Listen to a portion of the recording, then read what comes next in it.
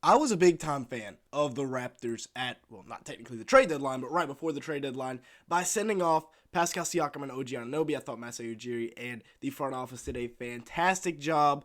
So let's go ahead and make a follow-up video on that. Let's take a look at it 2 weeks later. Of course, they bring in 3 first-round picks in exchange for shipping off those 2 stars. They bring in RJ Barrett, Immanuel Quickley, and Bruce Brown, as well as Jordan Nora from the Knicks and Pacers, respectively. And they also have a budding superstar in Scotty Barnes, who at 6'8" is the perfect archetype for the modern NBA. They were 16 and 25 at the time of the trade. Now they're 17 and 31.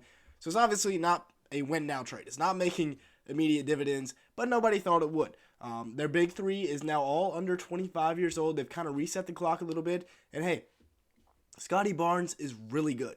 The kid is averaging 20 points per game this year, 8.4 rebounds, 5.6 assists per game for the Raptors as he's taken over now the number one option. And he's shooting at 48% from the field. And the most impressive part, 36% from 3 on 6 attempts in 35 minutes a game. We'll talk about that a little bit more here in a second. But Scotty Barnes has been phenomenal for the Raptors this year, and he is proving that he can be a piece that you build your franchise around. 1.5 steals and 1.5 blocks. And like I said, the biggest improvement, he went from 29% from the three-point line last year. Now he's shooting at 36% on 6 attempts. Looking at his stats from last year overall, he's up 5 points per game. He's up a couple of assists, couple rebounds. He was shooting at 48% from the field last year, so that's still the same. But the three-point percentage is what has really improved, and he is the future north of the border. He just now has some help to go with him on his timeline. 6'8", two-way star, 22 years old. Like I said, perfect archetype for the modern NBA. Now, let's take a look at what the Knicks duo has been able to do in their first few games, first handful of games north of the border. In New York, RJ Barrett was putting up about 18 points per game, 4.3 rebounds on horrific shooting splits. 43% from the field, 33% from 3. That was the big problem with RJ in New York. He was just inefficient. In Toronto, he's averaging 21 points a game, 7.2 rebounds, and 3.6 assists through his first 13 games played. Much better, especially when you look at the efficiency. He's shooting at 55% from the field compared to 43% in New York. 36% from 3 on 4 attempts compared to 33%, and that is in 13 games played. So still a small sample size relatively, but at 23 years old, he's only going to continue to improve, and I think some of the pressure being off of him, being out of that New York spotlight, I think it's a perfect deal for him to be north of the border, especially considering he's back home. Looking at Immanuel Quickley, in Toronto, he's averaging about 17.3 points, 4 rebounds, and 6.1 assists per game as the point guard, the head man, the catalyst here for the Raptors in 13 games played. He's only shooting at 41% from the field, but 46% from 3, which is interesting on 6 attempts in 31 minutes a game. So Immanuel Quickley has been pretty solid for the Raptors as well.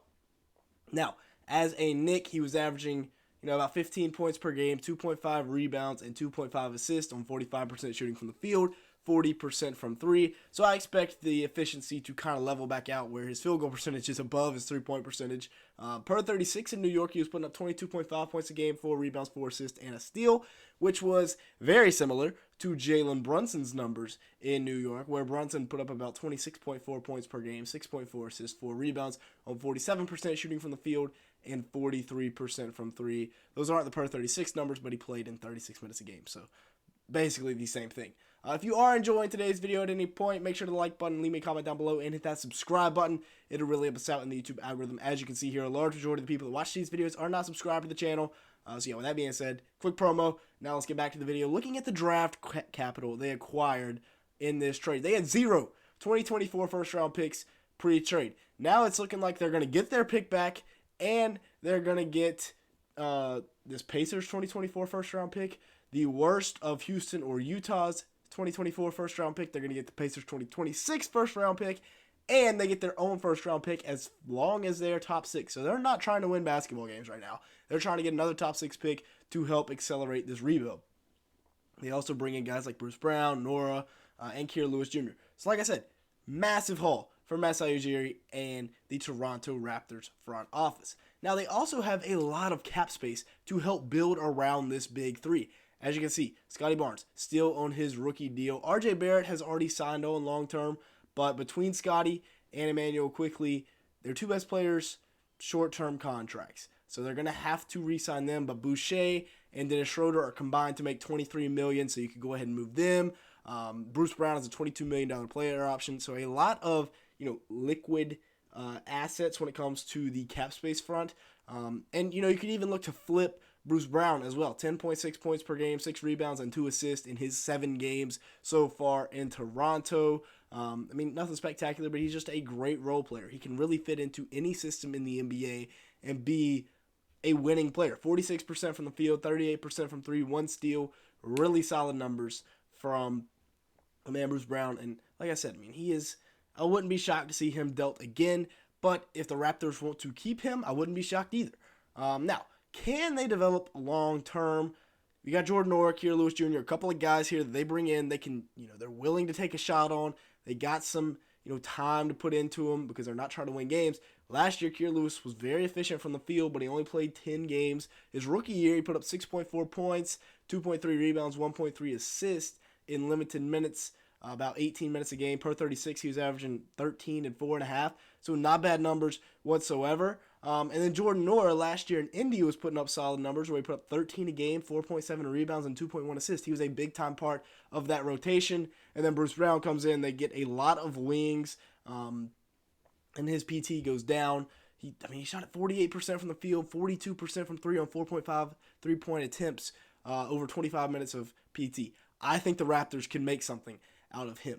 Now, a guy that I've been disappointed in for the Raptors has been Grady Dick. I was very high on Grady Dick coming out of college. 4 points per game, 1 assist, 1.7 rebounds. Not been good so far, especially considering he was a lottery pick. At Kansas, he was immediately a stud. 14 points a game, 5 rebounds, 45% from the field, 40% from 3. But in the league so far, he just hasn't quite gotten it going. And I think, fair enough. There's going to be a bit of a transition period shooting at, over taller, longer defenders from a deeper range. 32% from the field, 28% from 3, not great. Now, like I said, they don't have very much depth either. They've traded away, 2 of their better players. They get 3 in return, maybe 4 if you're counting on Jordan Noah. But as of right now, they have a lot of question marks off the bench. I like the starting 5. I like it a lot with Schroeder, Quickley, RJ Barrett, Scottie Barnes, Jakob. But they need to use that cap space this summer. They also need to decide if they want to keep Jakob long term. They also need to decide if they want to keep Chris Boucher, if they want to keep Gary Trent Jr., because both of those guys, Gary Trent Jr. is expiring. Chris Boucher is owed $10 million next season. Also got it, do they want to keep around Bruce Brown for $22.5 million?